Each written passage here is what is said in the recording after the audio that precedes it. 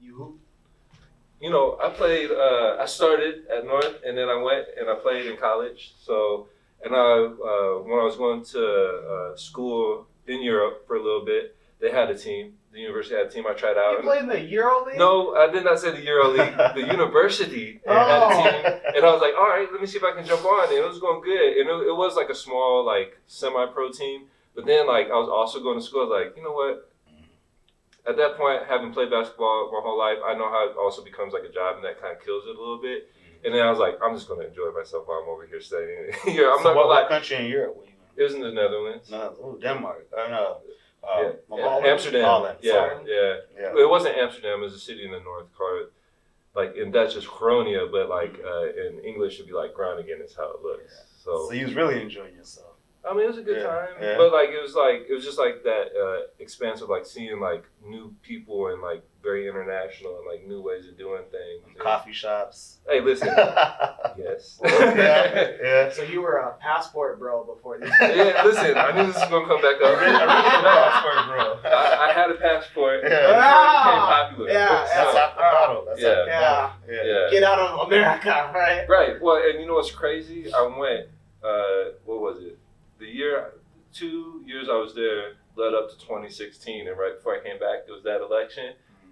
Boy, were people like so many questions I didn't know how to answer. But anyway, before passport bros were cool or popular or whatever it is, I was already over there. You were already a brother, older passport bro. Yeah, passport dad. Yeah. We touched on money. How important is finances to artists? I mean, it's very important. It's like finances are important to anybody, right? Like you have to meet your basic needs, right? If you're not making your basic needs, you really can't focus really on being an artist or being anything until you have those met. So it's fundamental in this society we live in to have some type of money. But then, you know, I think like that additional money or that surplus money or that money that you can invest, I think that only helps you grow more money, right? Because the artist is a business too. Like if you really are taking it like seriously, you want to like have that help your lifestyle as well as be something that you like to do, right? So, how pissed or how happy were your parents when you told them, "Yeah, I'm gonna pursue art"? Well, so like I went straight into like urban planning, but like I studied and I was working in arts for a while. Like I was working.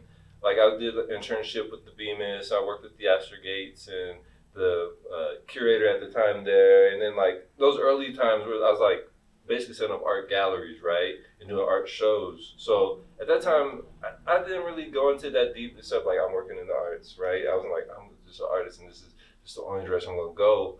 But I saw it as like that avenue to creativity, just kind of like you have someone who's a producer, but they would consider themselves an artist too, right? Yeah. But it's not like you're what you think of like right off the bat. When you think of artists, you probably think of like a Picasso or a Mozart or like whatever, you know, a painter or someone who like does something like with sound, right? Whereas like there's a lot of other ways, like urban designers, that's the art I would consider myself in the vein of, right? Like how do you design cities and places, right? Yeah. So the city is your canvas, essentially. Yeah. And like creating more canvases and, you know, environments, you know, broader than just a city. So yeah. Nice. So yeah. So like I didn't have to do too much of them be like, oh, you ain't gonna be better. You're gonna sit in our basement. Right, yeah. Starving artists, yeah. Yeah. But at the same time, like it's hard to get into what I'm doing now because like you said, there's not a lot of people that look like us in this profession. And so like, you know, the rooms are different types of rooms you go into and you have to deal with different types of climates and, you know, experiences. Climates, I like that. Yeah. So yeah, it's not the easiest to get into, you know. Speaking of not easy to get into, you know, I was having a nice family day at the Q at Luminarium, right? Mm-hmm. So I was going through all the exhibits and I happened to see you, you know, in there. So how did you get that Q at look or that Q at opportunity? Man. But I mean, you were in there, like. He has an exhibit. You have an exhibit? Yeah. So you were never going to stay in your parents' basement. No, listen, this just happened. Oh. It wasn't like it. So you moved out last week? Right, exactly. Yep. Good job. Yep, I moved into the attic. moving on up. Yeah, exactly. Yeah, okay.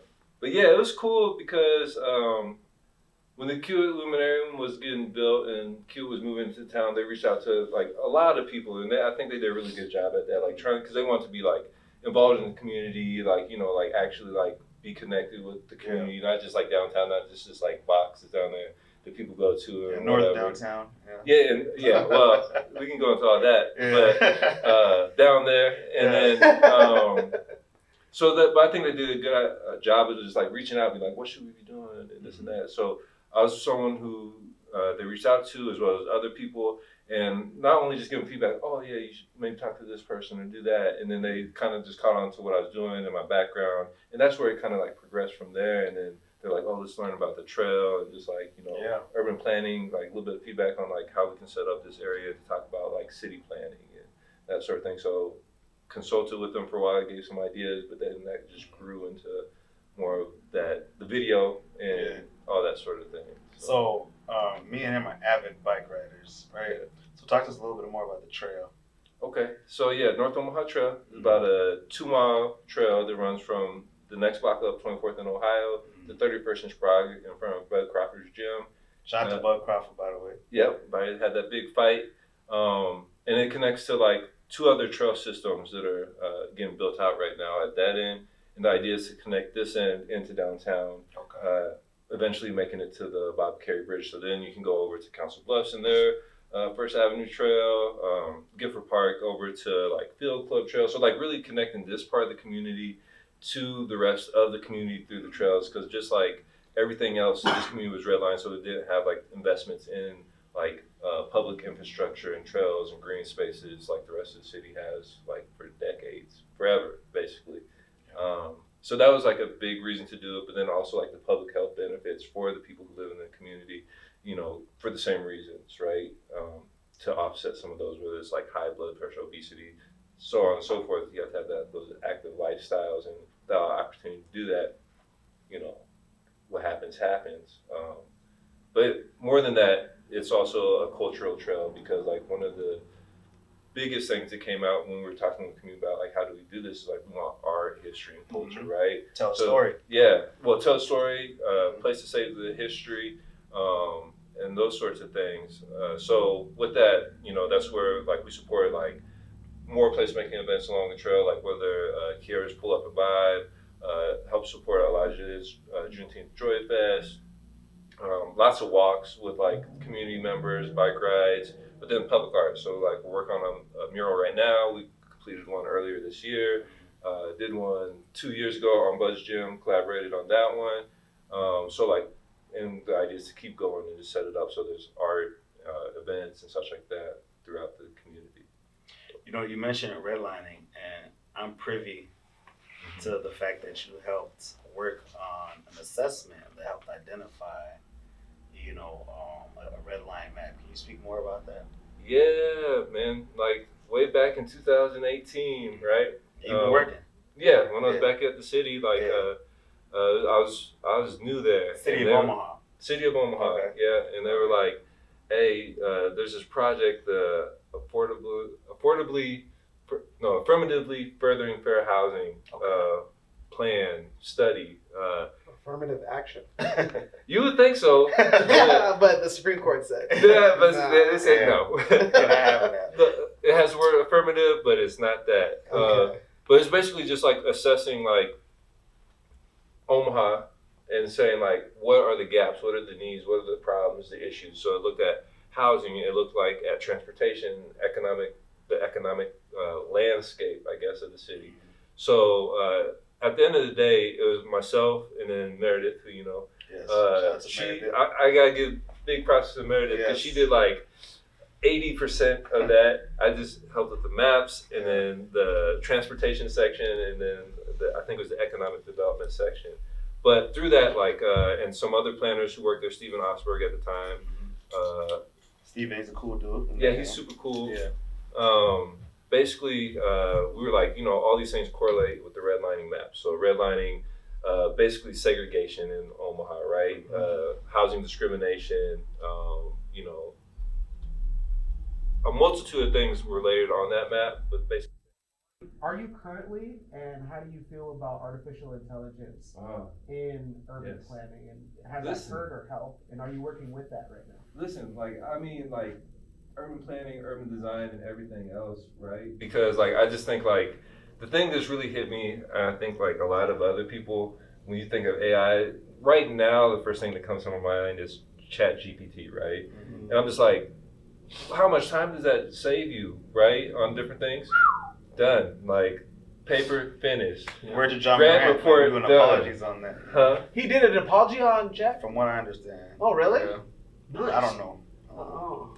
So you're saying that it helps? Well, I think it will help. The direct applications, they're still fuzzy, obviously writing different things. But I think even last year, Dewan was here, and there's an app, I want to call it, was a dream app, or I don't remember which app it was, but basically you could put in some cues, right, and put in an image or put in something you drew, and it would create an image for you of what you wanted to see, right? Yeah. So if you're talking about what type of design he was using for the downtown library at the time, what could it be instead, and put in all these prompts and whatever, and came out with the image.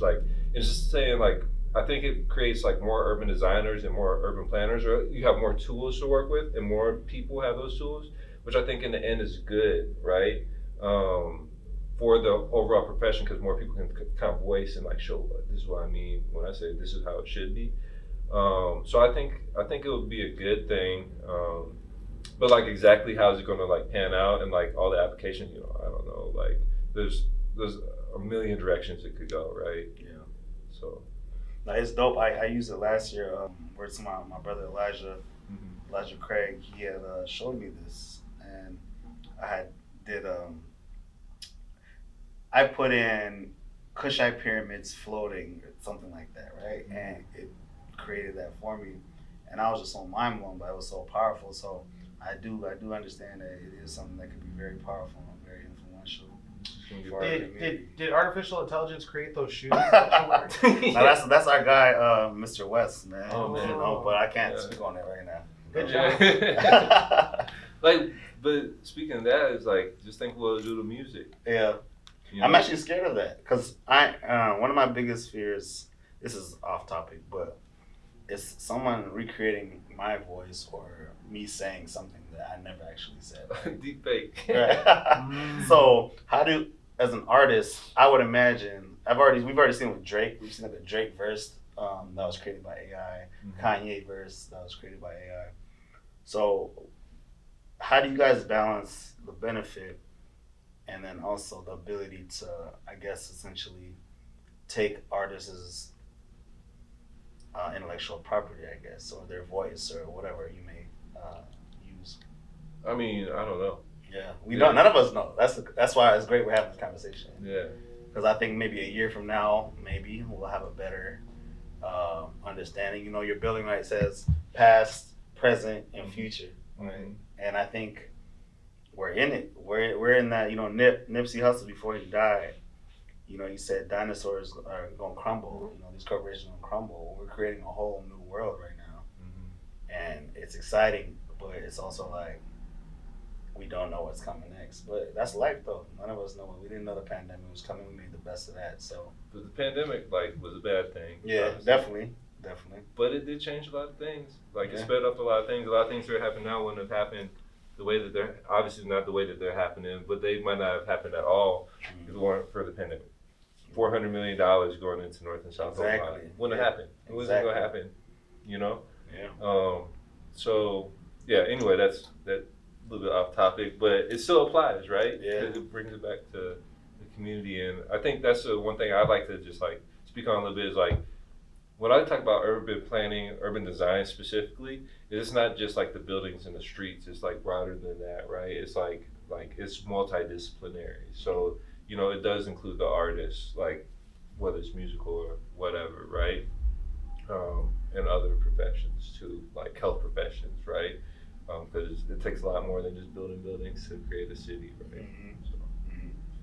So I know you're a busy man. I know we're about to get on these bikes. We're about to hit that trail. You're gonna see some footage of that. Please, what do you have coming up, and how can people be a part of that, whether it's the Eventbrite or whether it's the whatever. So please plug whatever you need. Yeah, the best way is Instagram, Fabric Lab. Just follow that, and you'll see everything that we're doing when we're doing it. And then, we just started putting out Eventbrites now. But the next thing that we have coming up is at the end of this month, we have the Black Futures building or designing a thriving North Omaha coming up, and that's on the 24th of July at 6 o'clock at the Malcolm X Center.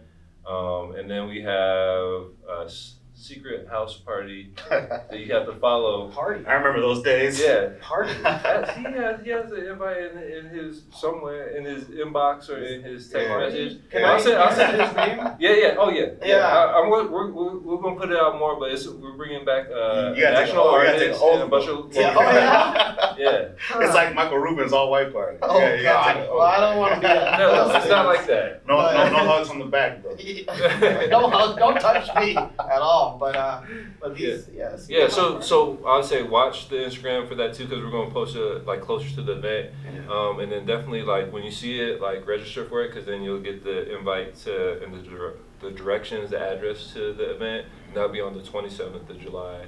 It's gonna start at 5. It's gonna go to about 10, and probably go later than that. But yeah. You guys got stuff going on with Native Omaha? So that's during Native Omaha Days week. So all these things are during that week. We're doing like more of the educational things at the beginning of the week, and then we're easing into the weekend with that Thursday. That's how it usually the goes. Fabric Lab, right? Yep, Fabric Labs. Yeah. Yep. Man, those are awesome. Manny, man, appreciate you. All right. Thank you. As always, man. Keep I got doing to what meet you an do. urban developer. Yeah. That's you. Yeah. Man, Urban legend. Urban legend. Yeah. Appreciate you, Manny. Thank you guys so much for tuning in to Kush Konvos podcast. We'll see you guys next time.